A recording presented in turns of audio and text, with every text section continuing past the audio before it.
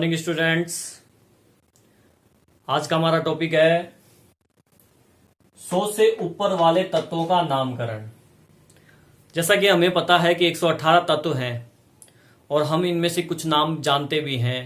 Hydrogen, carbon, lithium, sodium वगैरह, helium वगैरह, copper, iron वगैरह, कैल्शियम, बहुत सारे ऐसे हैं जिनके नाम हम जानते भी हैं। तो 118 तत्वों का नामकरण से क्या मतलब है? यहाँ पे 100 से ऊपर 118 तक के, यानी कि वैज्ञानिकों ने क्या किया कि 1 से लेकर 100 तक का नामकरण कर दिया।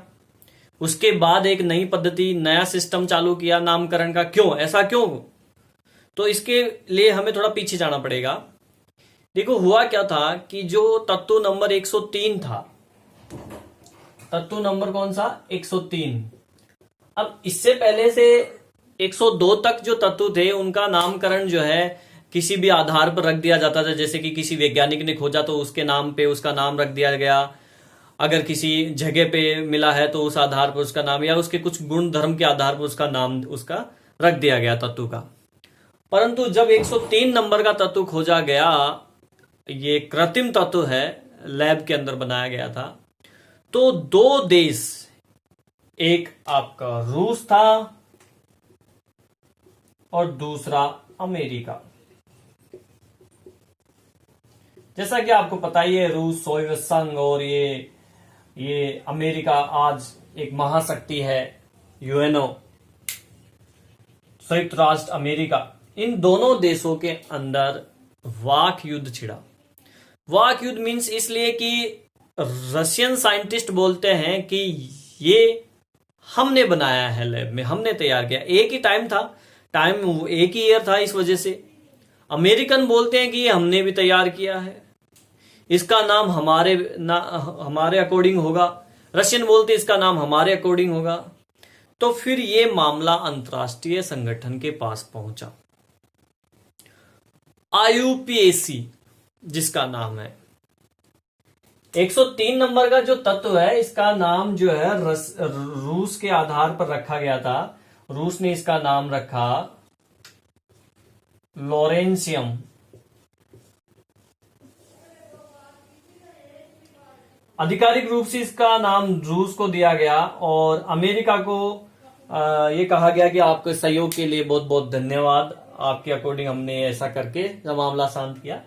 लेकिन ये मामला, फिर ये समस्या जो एक बड़ी समस्या हो गई थी, और ऐसी समस्या आने वाले टाइम में आगे भी हो सकती थी, इसलिए फिर ये IUPAC के पास पहुंचा। देखिए, IUPAC क्या है? IUPAC अभी तक क्या कर रहा था? IUPAC जो कार्बनिक यौगिक है उनका नामकरण करता है। अपन सिलेबस में हमारे है ऑर्गेनिक कंपाउंड्स का नामकरण, IUPAC नामकरण पढ़ेंगे। तो अभी तक तो ये कार्बनिक यौगिकों का नामकरण करता था। जब ये मामला पहुंचा इसके पास, इसका पूरा नाम देखिए IUPAC का, international union of pure and applied chemistry. ठीक है ना? अगर एग्जाम में IUPAC का पूरा नाम पूछा जाए तो आपको ये अंग्रेजी में ही लिखना है।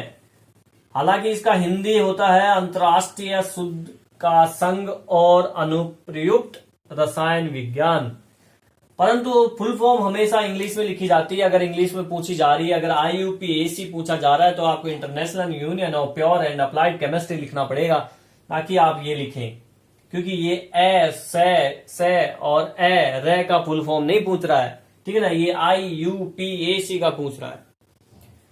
इस IUPAC ने एक संगठन बनाया और उसको ये जिम्मेदारी दी, एक संगठन तैयार किया और उसको ये जिम्मेदारी दी कि अकार्बनिक जो ये तत्व हैं, अकार्बनिक रसायन जो है, ये जो तत्व हैं, इनका नामकरण तुमको करना है, इसके लिए नियम बनाओ। तो वो संगठन जो था उसका नाम है CNIC। क्या है? CNIC। इसका फुल फॉर्म है commission of the nomenclature of inorganic chemistry. Hindi में बात करें तो अकार्बनिक रसायन विज्ञान का नामकरण आयोग या संगठन। तो इसको ये जिम्मेदारी दे दी गई CNIC को, तत्वों के नामकरण की, कि 100 से ऊपर वाले तत्वों का नामकरण आपको करना है। तो CNIC ने कुछ नियम बनाए तत्वों के नामकरण के। वो नियम क्या है जिनके अनुसार इन तत्वों का नामकरण दिया गया, चलो उसकी बात करते हैं। देखिए, नामकरण के लिए हमें 1 से 0 से लेकर 9 तक की ये गिनती याद होनी चाहिए। 0 को बोलते हैं नील, 1 को बोलेंगे अन, 2 के लिए बाई, 3 के लिए ट्राई, 4 के लिए क्वाड, 5 के लिए पेंट, 6 के लिए हेक्स, 7 के लिए सेट, 8 के लिए ऑक्ट और 9 के लिए इन गिनतियों में थोड़ा फर्क है। जो कार्बनिक यौगिकों का नामकरण दिया जाता है वहां पे अपन यूज करते हैं meth, eth, prop, but, pent, hex, hept, oct, non, dec, लेकिन ये थोड़ा सा अलग है। तो इनका नामकरण करने के लिए हमें ये याद होना चाहिए। चलो अब बात करते हैं कि इनका नामकरण दिया कैसे जाता है, नियम क्या बनाए उन्होंने। तो देखिए, इन्होंने जो नियम बनाया, जैसा कि हमारा नाम होता है मोस्टली एक मेन नेम होता है, मिडिल नेम होता है, सरनेम होता है, ठीक है। तो उसी प्रकार से जो है ये नाम भी जो है इनके टुकड़ों में कुछ नाम जुड़ के एक पूरा नाम बनाएंगे हम। तो इसके लिए अपन एक रास्ता मैं आपको एक तरीके से समझा देता हूं कि मान ये जो IUPAC नेम है इनका, इन तत्वों का जो नामकरण है वो हम 4 कैटेगरी में डिवाइड कर देते हैं, A, B, C और D, ठीक है ना। इन चारों वर्ग से, इन चारों कैटेगरी से अपन इसका नाम बनाएंगे और उसको जोड़ के लिख देंगे तो उसका नाम बन जाएगा। कैसे, देखिए सबसे पहले तो मैं आपको एक चीज बता देता हूं कि ये जो A है यानी पूर्व लगन बोलते हैं इसको, पूर्व लगन, ठीक है ना। अब पूर्व लगन और ये आपका है अनुलगन। ये पूर्व लगन जो आपका आएगा ये आएगा 101 से लेकर 118 तक के जो तत्व है उन सब के लिए ये अन आएगा। क्या यूज करेंगे? अन यूज करेंगे, ठीक है ना। और बी की अगर बात करें तो बी में 101 से लेकर 109 तक तो हम यूज करेंगे नील, और फिर 110 से लेकर 118 तक हम यूज करेंगे अन। ये अन नील कहां से आया? यहीं से आया। देखो, 0 को हम बोलते हैं नील और 1 को हम बोलते हैं अन। तो यहाँ पे इन सब में यहाँ पे इन पहला अक्षर देखिए ये जो है ये 1 है, ठीक है ना। तो ये 1 101 से लेकर 118 तक 1 ही होता है सब में, इसलिए अन यूज किया। और ये इसके बाद वाला बीच वाला है, तो बीच वाले पोर्शन में देखिए यहाँ पे 1 के बाद में क्या आ रहा है? 0 आ रहा है। कहां तक? 109 तक 0 आएगा, इसलिए नील यूज करेंगे। और उसके बाद में ये बीच वाला अक्षर क्या आ रहा है? 1 आएगा। 110 से लेकर 118 तक 1 है ये बीच वाला अक्षर, इसलिए अन यूज करेंगे। समझ गए? सी की बात करते हैं। सी यूज होगा आपका इसके अकॉर्डिंग, जैसे ये 3rd नंबर का जो अक्षर है 1, ठीक है ना, इसमें 9 है, 8 है, 2 होगा। जैसे फॉर एग्जाम्पल 102, 103, 104, 105, तो ये क्या है? 3, 4, 5, इसके लिए हम ये यूज करेंगे, यानी सी का नाम यहां से दिया जाएगा। 0 के लिए नील, 1 के लिए अन, 2 के लिए बाई, 3 के लिए ट्राई, 4 लिखा हुआ होगा तो क्वाड, 5 के लिए पेंट, 6 के लिए हैक्स, 7 के लिए सेप्ट, 8 के लिए ऑक्ट, 9 के लिए इन यूज करेंगे। अब बात करते हैं अनुलगन। लास्ट में क्या जोड़ेंगे अनुलगन? तो यहाँ पे सबके लिए कॉमन है, 101 से लेकर 118 तक क्या कॉमन है? ये अनुलगन कॉमन है, ईयम, ठीक है। ये क्या है? ईयम। चलो अब 1-2 एग्जांपल्स इनके नामकरण करना सीखते हैं। ये 4 टुकड़ों में अपन ने नाम को डिवाइड कर दिया है, इन 4 टुकड़ों को लेकर जोड़ देंगे तो नाम बन जाएगा। पहले नंबर से स्टार्ट करते हैं।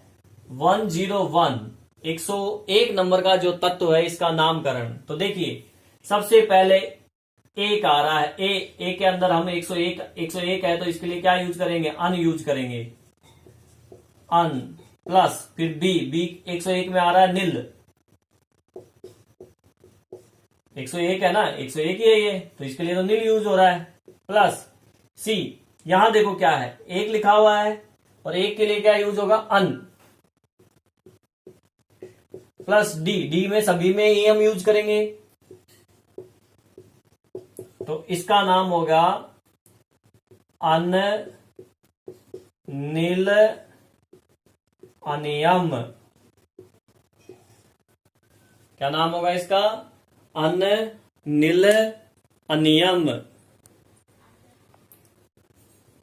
अगर हम बात करें इसके संक्षिप्त नाम की, संक्षेप में इसका सिंबल, इसका प्रतीक,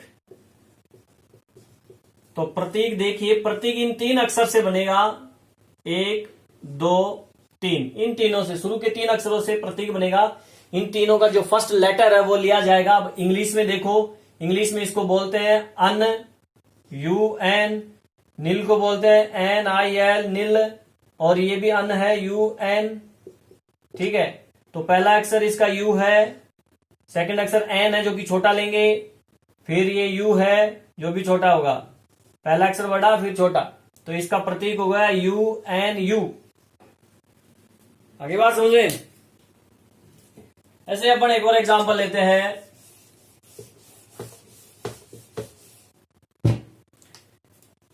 एक 105 में देखिए, इसी कैटेगरी, इसी में आ रहा है, अन आएगा पहले तो, फिर बी के लिए देखिए 0 आ रहा है बीच में, 0 के लिए क्या है? नील है। फिर 5 है सी में, 5 के लिए क्या है? देखिए पेंट है, और ये हम लगा देंगे, नाम हो जाएगा अन नील पेंटियम। पहला अक्षर U, नील का N, पेंट का P, ये इसका प्रतीक हो गया। ठीक है स्टूडेंट्स, ऐसे ही बात करते हैं 110 नंबर की। बाकी जो मैं छोड़ रहा हूं वो आपको देना है, उनका नाम आप दोगे। 110 ए पॉइंट में आ जाएगा, 110 आ रहा है, अन चलेगा, ये तो 118 तक नहीं चलेगा।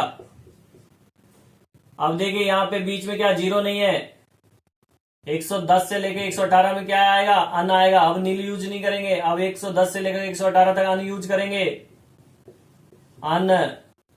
फिर 0 आ गया, 0 के लिए देखिए, 0 के लिए क्या है? यहां पे नील है, और ये लास्ट में ईयम अनुलगन मिला दो, अन अन नीलियम,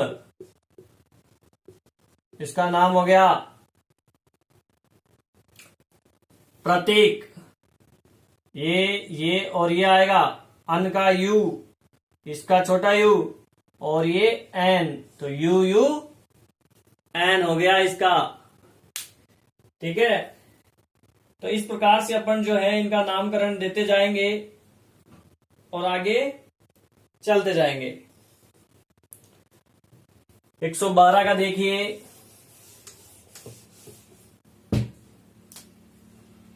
वन वन टू,